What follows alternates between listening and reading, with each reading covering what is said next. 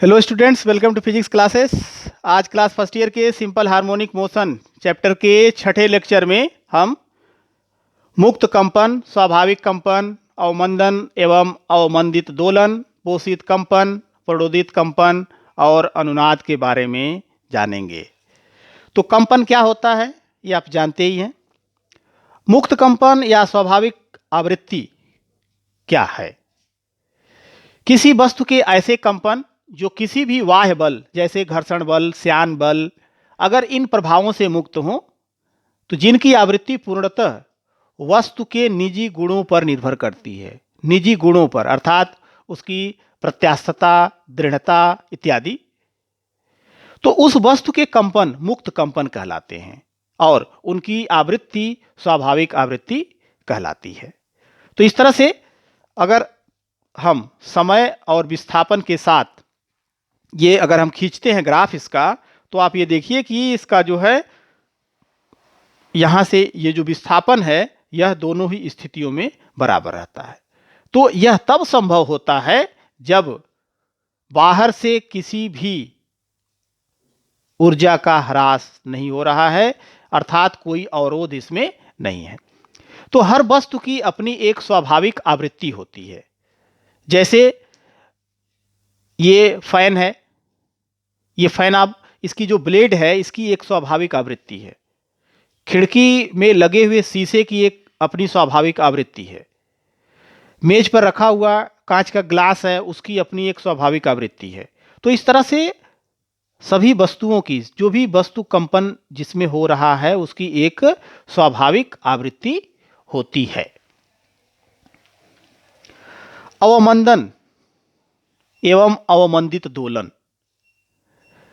अवमंदक बल के कारण कंपित वस्तु के आयाम के क्षय को अवमंदन कहते हैं तथा अवमंदक बल की उपस्थिति में होने वाले कंपनों को अवमंदित कंपन कहा जाता है। जैसे सरल लोलक के दोलन, स्वरित्र द्विभुज के कंपन, सोनोमीटर के तार के कंपन इत्यादि। तो अब इसमें होता क्या है, जैसे देखिए आप कि सरल लोलक का दोलन, सरल लोलक को अगर उसके बॉब को, पेंडुलम को अगर एक तरफ डिस्प्लेस करके छोड़ दिया जाता है तो उसका आयाम धीरे धीरे कम होते जाता है और लास्ट में जाकर के वह रुक जाता है। तो इसका मतलब हो गया कि अवमंदक बल के कारण कंपित वस्तु के आयाम के क्षय हुए, अर्थात अवमंदन हुआ। और यह कहाँ अवमंदन कहाँ से लगा? यह जो एयर रेजिस्टेंस है, आसपास जो उसके वायु उपस्थित है, तो यह जब गति कर रहा है इस दौरान उस पर बाह्य बल कार्य कर रहे हैं, इसलिए वह ऊर्जा का क्षय होते जा रहा है और इसकी स्थिति जो है इस तरह से कुछ होगी कि आयाम इसका धीरे धीरे धीरे घटता जाएगा और लास्ट में जाकर के शून्य हो जाएगा, अर्थात कंपन करने वाली वस्तु रुक जाएगी। इसी तरह स्वरित्र द्विभुज के कंपन, ट्यूनिंग फॉर्क, उसे जब रबर पैड पर बजा करके और छोड़ देते हैं तो कुछ देरी तक वह कंपन करता है और धीरे धीरे धीरे उसका कंपन समाप्त हो जाता है। ठीक उसी तरह से सोनोमीटर के तार को अगर कंपन करा दिया जाए तो कुछ समय के बाद उसका भी कंपन धीरे धीरे बंद हो जाता है। तो इसका मतलब है कि वहां पर कोई बाहरी बाह्य बल कार्य कर रहा है जो दोलन करने वाली वस्तु के आयाम को निरंतर घटाने का काम करता है और वही उसका अवमंदक बल कहलाता है। अवमंदित सरल आवर्त गति का समीकरण, इसके लिए क्या समीकरण होगा? तो मान लेते हैं कि यम द्रव्यमान का कोई कण है जो y अक्ष के अनुदिश ऊपर नीचे गति कर रहा है, तो कण का त्वरण d2y/dt² होगा, जो अल्फा होता है d2y/dt² होगा। प्रत्यानयन बल विस्थापन के अनुक्रमानुपाती होता है हुक के नियम के हिसाब से, तो F = -ky, तो F = होता है m alpha, m into alpha और यानी अल्फा त्वरण, तो m इंटू d2y/dt² = -ky। यदि समय t पर कण का वेग dy/dt है, जो v है dy/dt, तो कण पर अवमंदक बल r dy/dt भी क्रिया करता है, जहां पर r अवमंदक नियतांक है। तो इस स्थिति में M D two Y upon D T square equals to minus K Y, और जो अवमंदक बल कार्य कर रहा है ये भी हो गया minus R D Y by D T, इसके साथ जुड़ गया। तो एम डी टू वाई, ये इन दोनों टर्म को हम लेफ्ट ले आएंगे, तो M D two Y plus R D Y by D T plus K Y और इक्वल्स टू 0। तो यह जो इक्वेशन मिला, यह इक्वेशन अवमंदित सरल आवर्त गति के लिए समीकरण होता है। पोषित कंपन, पोषित कंपन क्या होता है? यदि कंपन करने वाली वस्तु को किसी बाह्य अनावर्ती स्रोत से ऊर्जा देकर उसके स्वाभाविक कंपनों को बनाए रखा जाए तो वस्तु के इस प्रकार के कंपनों को पोषित कंपन कहते हैं। जैसा कि अभी आपने अवमंदन में देखा या अवमंदित कंपन में देखा कि जो कंपन करने वाली वस्तु है उस कंपन करने वाली वस्तु का आयाम धीरे धीरे घटता जाता है। तो जिस रेशियो में वह घटते जा रहा है, अगर उसे बाहर से कोई अनावर्ती स्रोत से ऊर्जा दे दिया जाए और उसका जो स्वाभाविक कंपन है उसको बनाए रखा जाए तो उसका आयाम कम नहीं होगा। तो ऐसे कंपन को, जिनको बाहर से कोई अनावर्ती स्रोत से ऊर्जा दे करके स्वाभाविक कंपन को बरकरार रखा जाए, उसे कंपन को या वैसे कंपन को पोषित कंपन कहते हैं।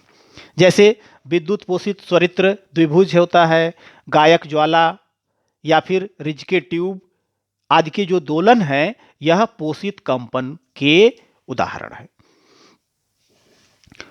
इसी तरह से प्रणोदित कंपन, फोर्स्ड ऑक्सीलेशन, जब कोई वस्तु किसी बाह्य आवर्त बल के अधीन, बाह्य आवर्त बल के अधीन, पीरियाडिक फोर्स के अधीन उसी की आवृत्ति से कंपन करती है तो वस्तु के एक कंपन जो है प्रणोदित कंपन कहलाते हैं। जैसे स्वरित्र द्विभुज को जब रबर की गद्दी पर मारकर उसका हत्था मेज पर टिका देते हैं तो ध्वनि तेज सुनाई देने लगती है। ऐसा क्यों? इसलिए कि जब हत्थे को मेज पर टिका देते हैं तो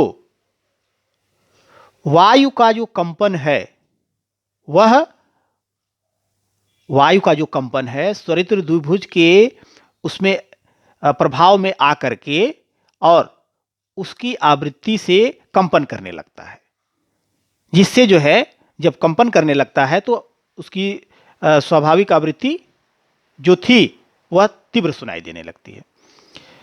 तार वाले वाद्य यंत्रों जैसे स्वरमापी, पियानो, सितार, वायलिन में तार के नीचे एक खोखला बॉक्स बना होता है जो तारों में उत्पन्न कंपनों की तीव्रता को बढ़ा देता है। जैसे जो बॉक्स होता है उस बॉक्स के अंदर एयर होती है, और जब स्वरमापी या पियानो, सितार, वायलिन के तार को जब खींचते हैं या उसमें ध्वनि उत्पन्न करते हैं तो जो कंपन होता है वह बॉक्स के अंदर जो एयर होती है उस एयर में पहुंचता है और उन वायु स्तंभों को भी, यानी वायु के कण को भी जो है कंपित कर देता है, जिसके फलस्वरूप कंपनों की तीव्रता बढ़ जाती है और जो ध्वनि है वह तीव्र सुनाई देती है। तो यह प्रणोदित कंपन होता है। इसी तरह से मेलडी का प्रयोग है। अब जैसे मेलडी के प्रयोग में देखिए, एक परख नली परिनलिका, इस परिनलिका पर बहुत तार के फेरे लपेटे गए हैं। इसमें इसके बीच से एक तार होता है जो कि ये देख रहे होंगे ए से बी, ये से बी सिरे पर, और ए सिरे पर या दृढ़ सिरे पर कसा गया है। बी सिरे के पास एन और एस ये नाल चुंबक लगा दिए गए हैं।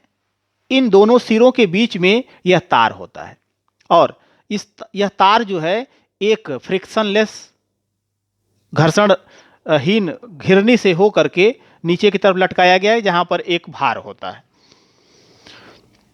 यह इसमें प्रत्यावर्ती धारा स्रोत दे दिया जाता है और यहां पर एक बल्ब लगाया गया है। अब होता क्या है कि जब इस प्रत्यावर्ती धारा स्रोत से मैंने इसको जब ऑन किया जाता है तो यह परिनलिका चुंबक की तरह से कार्य करने लगती है, जिसके कारण इसके अंदर रखी हुई पेंच ए और बी के सिरे के बीच जो तार है, यह तार, यहाँ पर आप देख रहे होंगे कि इसका जो पोल है ये कभी नॉर्थ बनेगा कभी साउथ बनेगा, क्योंकि अल्टरनेटिंग करंट है। अब इसके फलस्वरूप जब ये नॉर्थ बनेगा तो यह पोल नॉर्थ इस तार को नीचे की तरफ रिपेल करेगा, और जैसे ही अगले क्षण यह साउथ बनेगा तो फिर अपनी तरफ अट्रैक्ट करेगा। तो इस तरह से यह एन और एस के बीच में तार जो है कंटिन्यूअस कंपन करते रहता है, क्योंकि इसको कंपन स्वाभाविक जो इसकी आवृत्ति थी उसी से ये कंपन कर रहा है।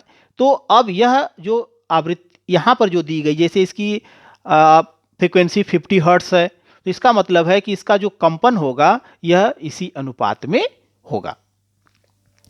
अब इसके आगे के सिरे पर आप देखिए कि जब बी और घिरनी जो पुली है उसके बीच में जो तार होता है, तो यह साउंड आगे की तरफ इस तरफ पहुंचता है, और यहाँ पर यह दृढ़ सिरा होने के कारण फिर यहाँ से वापस लौट आता है। तो यह वेव जो कंपित डोरी है यह यहाँ पर इस तरह से आपको कंपित करते हुए दिखाई देती है।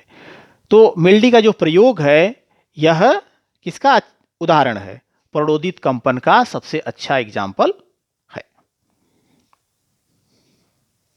अनुनाद, रेजोनेंस, जब किसी वस्तु पर लगाए गए बाह्य बल की आवृत्ति वस्तु की स्वाभाविक आवृत्ति के बराबर हो जाती है या उसकी पूर्ण गुणज हो जाती है, तो वस्तु के प्रणोदित दोलनों का आयाम बहुत बढ़ जाता है और इस घटना को अनुनाद कहते हैं, तथा इन दोलनों को अनुनादी दोलन कहते हैं।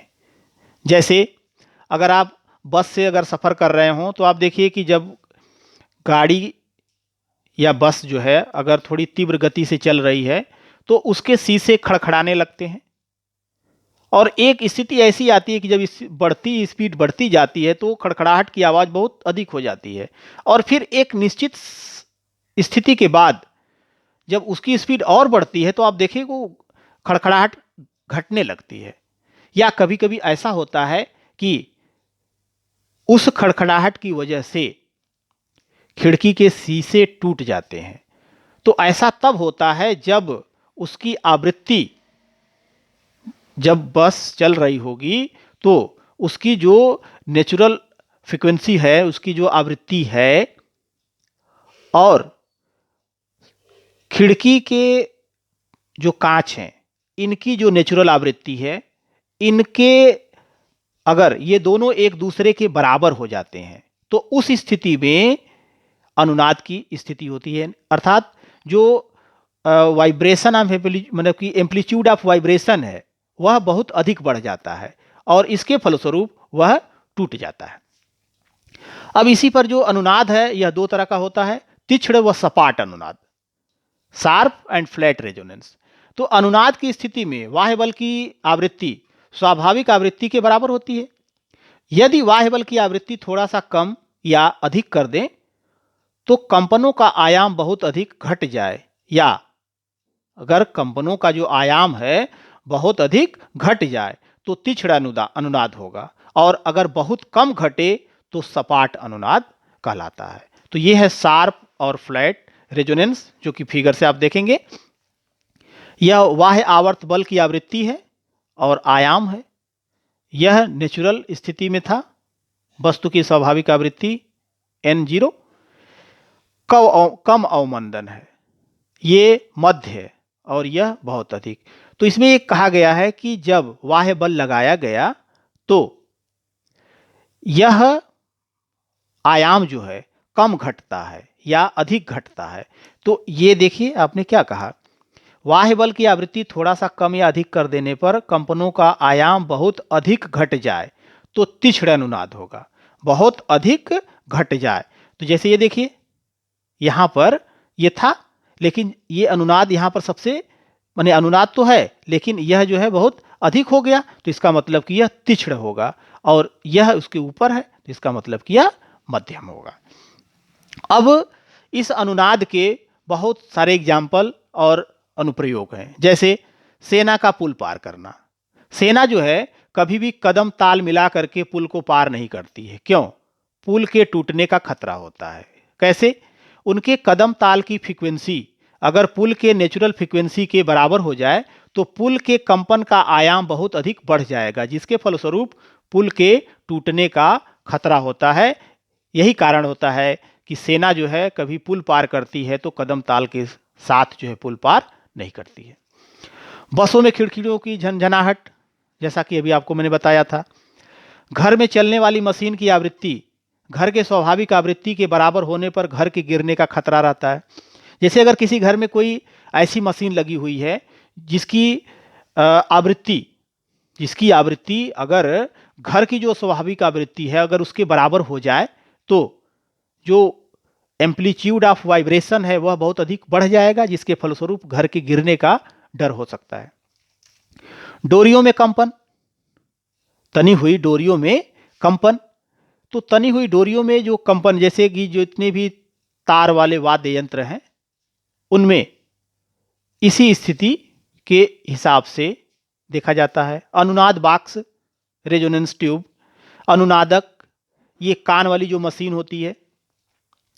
प्रयोगशाला में आवृत्ति ज्ञात करना, सोनोमीटर का जो एक्सपेरिमेंट होता है उस सोनोमीटर के तार में जो कंपन कराते हैं तो वहां पर भी आप ये देखते हैं कि जब उस तार के ऊपर एक राइडर, कागज का छोटा टुकड़ा का राइडर बना के रख दिया जाता है और जब ट्यूनिंग फॉर्क यानी स्वरित द्विभुज को रबर पैड पे बजा करके और उसके हत्थे को जब सोनोमीटर के बॉक्स पर टिकाते हैं तो जब अनुनाद की स्थिति आती है तो वह जो राइडर है वह तार पर से गिर जाता है। तो सोनोमीटर में इस तरह से उसकी जो रेजोनेंस फ्रीक्वेंसी है वो भी ज्ञात की जा सकती है। बर्तन में जल का भरना, बर्तन में जल का भरना, जैसे बर्तन में अगर जल जो है अलग अलग हाइट का भरा हुआ है, जैसे मान लीजिए कि आपने जो है 10 परख नली ले लिया और उस परख नली में किसी में आधा, किसी में उससे कम, किसी में उससे कम पानी भर दिया, तो उससे अगर आप किसी भी ऑब्स्टेकल से, किसी ऐसे यंत्र से अगर उसमें साउंड प्रोड्यूस करते हैं तो आप ये देखेंगे कि वहाँ पर भी ध्वनि जो है अलग अलग सुनाई देती है, जैसा कि जल तरंग में होता है जो वाद्य यंत्र है।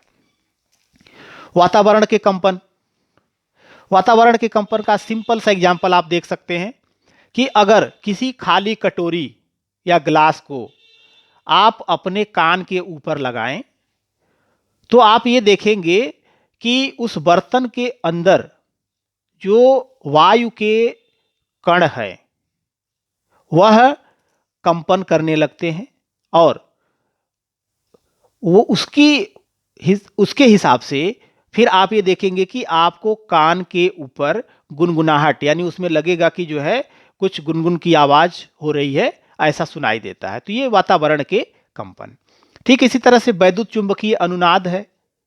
वैद्युत चुंबकीय अनुनाद भी इसका एक बेस्ट एग्जाम्पल है।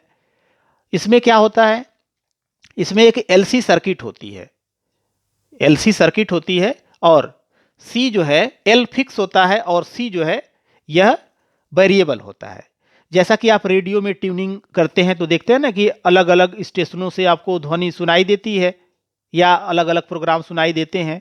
तो जब आप उसे नाब को घुमाते हैं तो एल उसमें फिक्स होता है, सी की वैल्यू जो है चेंज होती है। तो इसके फलस्वरूप F = 1/2 pi under L C, जो कि इसकी अनुनाद की फ्रिक्वेंसी होती है, रेजोनेंस फ्रिक्वेंसी होती है, इस फ्रिक्वेंसी से जो मैच कर जाता है वही रेडियो पर ब्रॉडकास्टिंग या उसी स्टेशन का प्रोग्राम जो है सुनाई देने लगता है। Thank you for watching.